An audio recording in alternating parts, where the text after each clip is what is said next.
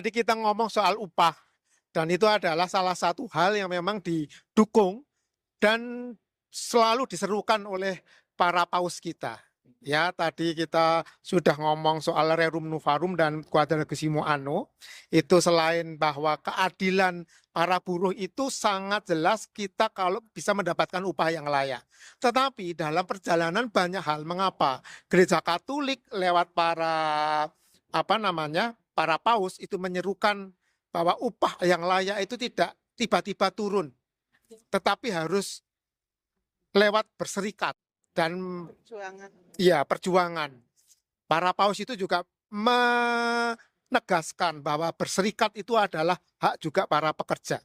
Nah, Mbak Reta, apakah pernah selama 24 tahun di Hong Kong pernah ikut organisasi di luar sana selain KKYK yang juga memperjuangkan hak-hak para pekerja migran? Apakah Mbak Reta pernah ikut atau dekat dengan organisasi apa itu?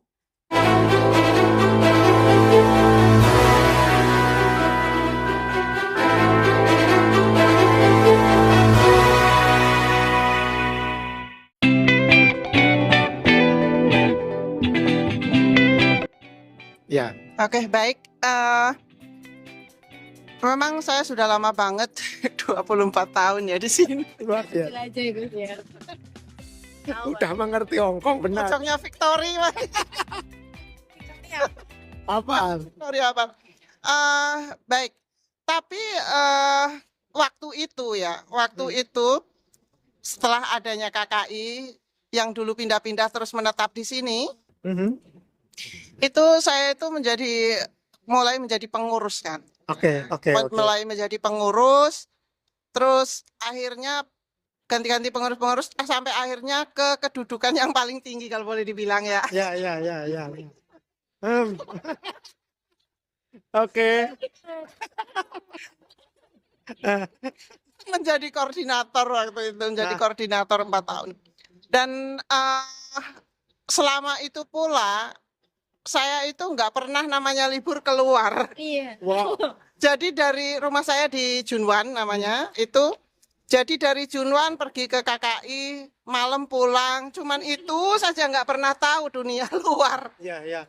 Akhirnya beberapa tahun kemudian, udah lama ini, saya itu mulai berpikir. Setelah saya nggak menjadi koordinator lagi, walaupun masih tetap menjadi pengurus ya sampai sekarang, pengurus terlama. Pengurus abadi. Akhirnya saya berpikir di luar sana itu banyak teman-teman saya loh, gitu kan. Di luar sana itu banyak teman-teman berorganisasi ini itu. Kenapa saya ngunder ya? Maksudnya ngunder aja kok, maksudnya di dalam sini saja gitu loh, di dalam KKI saja. Ya. Akhirnya saya itu mulailah keluar. Ya.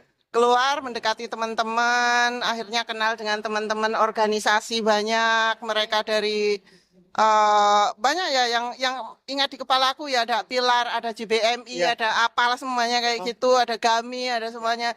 Akhirnya saya dekat dengan mereka.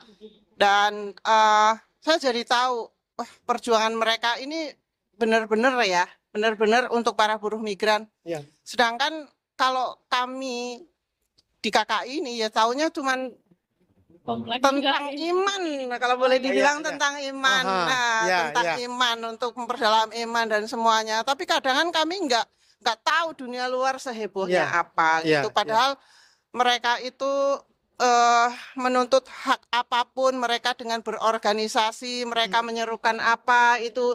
Kalau satu orang yang teriak-teriak itu kan nggak akan didengar. Iya, betul. Kalau banyak orang berteriak-teriak mungkin akan didengar. Orang akan gitu. mendengar. Akhirnya, apalagi kalau satu organisasi teriak kurang didengar, 10 organisasi teriak pasti akan didengar gitu. Walaupun keputusan ada di tangan yang kuasa. Yang benar semua. Maksudnya, jadi akhirnya saya sangat-sangat senang sekali ya bisa bersama-sama. Walaupun saya memang nggak ikut salah satu organisasi di luar. Ya. Organisasi saya adalah organisasi Katolik, maksudnya apa namanya komunitas ya, komunitas Katolik. Jadi bukan berorganisasi di luar, tapi saya bersama-sama mereka. Kadang diundang untuk ini, kadang diundang untuk itu. Gitu saya senang ikut mereka dan itu menjadi pengalaman dan membuka bahwa oh iya teman-teman saya berjuang. Kalau mereka berhasil, saya juga ikut merasakan. Ya, gitu betul. kan. Yang Ya, di dalam ya. sini ikut merasakan Ya, karena kita semua ini adalah buruh migran sama Iya, kan. iya, Dari iya. Indonesia sama Aha. gitu. Kalau kita misalnya naik gaji 100, ya kita semuanya naik gaji kan, nggak hanya yang berjuang di sana Ya, teriak-teriak itu enggak. Nah, itu yang saya rasakan dan saya alami selama ini. Oke, terima kasih Mbak Rita ceritanya. Jadi setelah lama menjadi pengurus berputar saja di dalam, lalu bisa bertemu dengan JPMI, bertemu dengan pilar organisasi lain kami gitu, lalu tahu bahwa mereka berjuang. Nah, bisa Ketut ceritakan. Ketut ini ikut berbagai macam organisasi. Ada ini pakai kaos plus, Oh iya. ada help. Tadi saya baru dari Enrit itu Oh, ada iya. fotonya Foto Ketut sama dengan Ketut. ibu, Saya dengan di Shirley mana-mana. kalau nggak salah itu masih Betul. terpampang. Betul, Wah, betul. ya. Apakah organisasi-organisasi itu juga membantu? Dan menurut Ketut, apakah juga seperti seruan para paus, kita ini gereja Katolik itu harus memperjuangkan keadilan, memperjuangkan juga upah yang layak bagi para pekerja migran atau para pekerja pada umumnya. Apakah organisasi itu penting? Atau menurut saya gini, apakah KKIHK juga perlu untuk mulai memikirkan hal yang sama supaya teman-teman para pekerja migran di sini juga dididik, diberi pendampingan akan hak-hak mereka. Tapi terserah, mau Oke. cerita dari mana? Terima kasih. Kamu ikut organisasi banyak sekali. Oke, terima kasih Pak. Saya sangat setuju kalau organisasi di luar sana itu sangat bermanfaat untuk kita sebagai buruh migran khususnya gitu, dan lebih lebih luas lagi tuh yaitu kita harus mengerti itu seperti Enrich. Bapak lihat foto saya ajak ibu saya waktu itu dapat kelas juga pas pandemi. Oh, Kalau belum ada pandemi mungkin saya juga belum masuk Pak. Dan itu kelasnya online. Di situ saya juga hampir sama dengan Mbak Reta, cuman tidak terlalu tinggi ya Pak kalau di kepengurusan. Dulu saya dengan Mbak Reta tapi kamu juga seksi satu. sibuk juga pernah? Seksi sibuk ya. Iya, waktu itu saya ada masuk di kepengurusan beberapa tahun gitu. Dan itu pun mereka para pengurus ini hafal Ketut ini hilang-hilangan. Oh, pantesan. Oke. Ketut itu lebih ke hilang-hilangan, tapi saya memang alasannya betul-betul alasan untuk menambah skill saya, untuk menambah ilmu saya. Seperti di Enrich, saya belajar untuk mengatur keuangan, untuk bijaksana. Ini uang mau langsung dihabiskan boleh, mau disimpan boleh, dan itu hak kita gitu kan. Tapi sebagai manusia yang kita pekerja, kita kan tidak mau sia-sia kan waktu kita, tenaga kita, dan jarak kita dengan keluarga gitu kan. Kita harus memanage itu. Kita harus sadar kita nggak selamanya di Hong Kong gitu kan. Seperti Mbak Reta memang berjuang sangat luar biasa, 24 tahun itu hal yang luar biasa sekali. Dan tapi pasti kerinduan itu untuk berkumpul dengan keluarga pasti ada kan. Di dalam hati itu pasti ada tangis, ada sesak di dada pas ada acara di Indonesia nggak bisa hadir kan gitu. Dari situ Enrich mengajari kita untuk bijaksana, satu tentang keuangan, satu untuk menahan diri kita, mau dibawa kemana ini materi ini gitu, dan mengajarkan untuk bijaksana tuh lebih ke membantu mengatur gitu kan, mengajari kita untuk mengatur keuangan itu. Ketika kita bisa mengatur keuangan kita, kita pun lebih makmur kan Pak, gitu loh. Lebih sejahtera. Pertama dari diri kita sendiri, kedua nanti imbasnya, impactnya, good impactnya itu ke keluarga sendiri. Lalu lebih luasnya tuh ke teman-teman gitu. Misal aja saya masih single Pak ya, belum terlalu banyak kebutuhan. Tapi saya ada bantu keluarga kan.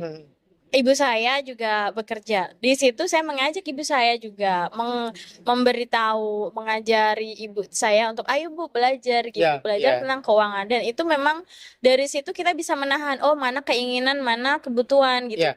Sesederhana itu dari situ kita akan memahami arti memanage keuangan itu benar-benar sangat bermanfaat untuk kita gitu. Dan di sisi lain memang organisasi yang dibilang Mbak Reta itu juga sangat luar biasa. Mereka meluangkan waktu dari pagi sampai kembali pulang kembali malam gitu untuk mengurusi teman-teman. Nggak cuma yang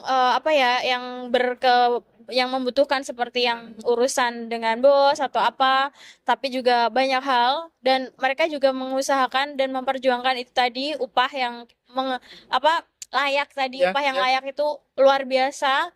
Saya juga sempat ingat teman-teman di sini ketika ada demo 1 Mei juga kita ada ikut beberapa gitu. Kita sangat mendukung, tapi di sisi lain di kompleks kita, di lingkungan komunitas kita sendiri pun kegiatannya luar biasa penuh. Kan, Pak? Jadi harus memang adanya tim pewartaan, ada seksi humanis gitu kan dari masyarakat gitu kan. Itu luar biasa juga komunitas. Saya bersyukur berada di komunitas ini. Dan saya bersyukur ketika saya menjadi pengurus tuh dibolehkan izin ke sana ke sini, saya diperbolehkan. Termasuk ini plus ini tentang renang ya Pak. Renang bagi saya itu kan untuk kesehatan. Renang adalah olahraga. Kita harus menjadi pekerja yang sehat, jasmani dan rohani.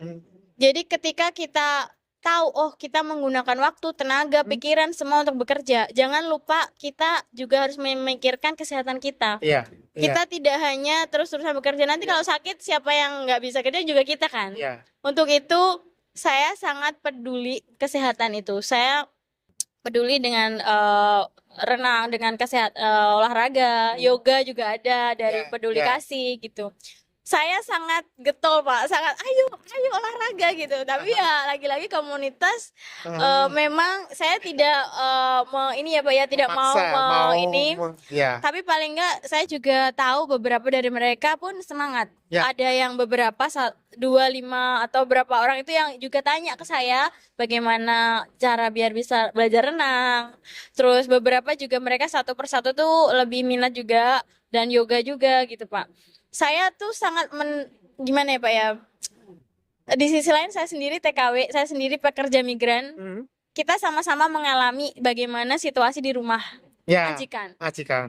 Di sisi lain saya tahu bagaimana kita itu memendam perasaan, memendam hati, menahan hati gitu kan. Terus dan dari olahraga, dari renang, dari atau apapun kegiatan yang positif di luar itu untuk kesehatan diri kita juga sebagai healing, sebagai penyembuh. Cara untuk menyembuhkan kita dari yang mungkin tekanan batin yang ada di rumah bos itu bisa dialihkan agar kita tuh ada loh, kita lebih fokus, kita tidak perlu fokus ke masalah. Kita fokus ke bagaimana kita bisa meningkatkan hidup kita, meningkatkan kualitas kita meskipun banyak tekanan pasti. Misal nih saya 1 minggu itu di minggu libur hanya 1 hari kan Pak.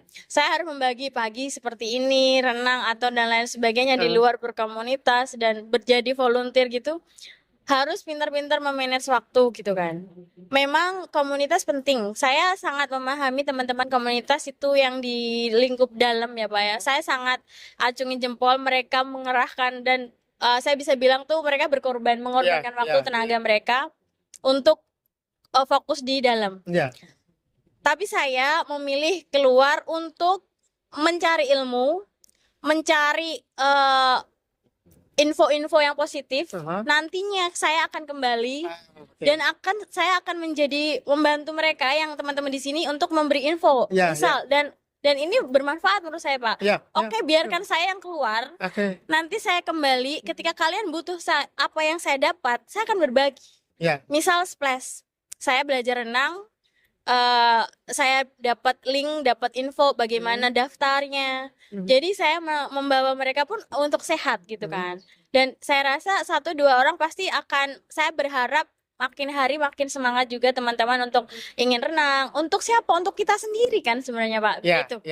Dan itu saya tidak apa-apa, kadang mereka mungkin beberapa dari teman-teman mungkin salah arti ya, oh ketut hilang-hilangan, ketut ini dikit-dikit menghilang gitu ya Pak ya. Tapi saya hanya bisa oke, saya lebih ke menahan diri, menahan untuk tidak menjawab asal, nanti takutnya menyakiti ya. Gitu ya. Jadi saya lebih ke tahan dulu. Oke, ini hanya sebagai karena mereka rindu saya gitu kan Pak ya. Gitu ya. Tapi di luar sana saya tahu ilmu-ilmu yang saya dapat, saya pelajari itu di sisi lain bermanfaat bagi diri saya sendiri. Dan selanjutnya harapan saya mereka pun termotivasi agar mau belajar di luar juga, tidak menutup kemungkinan, tidak menutup diri untuk belajar di luar, tidak menutup diri untuk berorganisasi di luar, karena tidak kalah penting juga antara spiritual dan fisik, itu paling tidak kita harus seimbang gitu. Dan untuk berorganisasi itu kita pun juga harus tahu, karena apa? Kadang teman-teman di sini tuh tidak tahu hak-hak mereka, hak apa yang saya, nanti kalau ada masalah dengan bos mereka paniknya bagaimana, dan mereka tidak tahu harus bagaimana kan Pak. Dan itu tadi kita harus berusaha untuk seimbang, dan saya pun bangga dengan komunitas KKIHK ini. Meskipun udah ada mungkin sebulan sekali itu udah ada, mungkin ada seminar atau workshop memanggil organisasi misal Enrich, misal Help, atau apapun IDN atau organisasi apapun untuk masuk sekedar memberi ilmu yang kita tidak tahu. Jadi kita tahu. Jadi itu saya pun bangga, bersyukur komunitas KKIHK tetap mau membuka diri untuk mengizinkan ilmu-ilmu yang dari luar tuh masuk. Itu saya luar biasa, terima kasih. Oke, terima kasih Mbak Reta dan Ketut.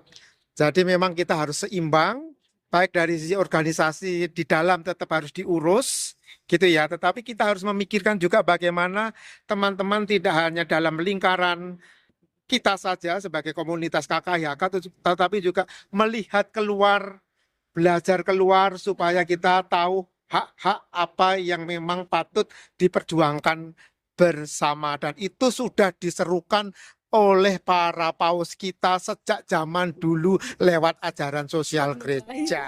Ajaran sosial gereja di era digital. Paus Leo ke-14 berdiri sebagai penerus spiritual Paus Leo ke-13, sang pelopor ajaran sosial gereja melalui ensiklik Rerum Novarum tahun 1891.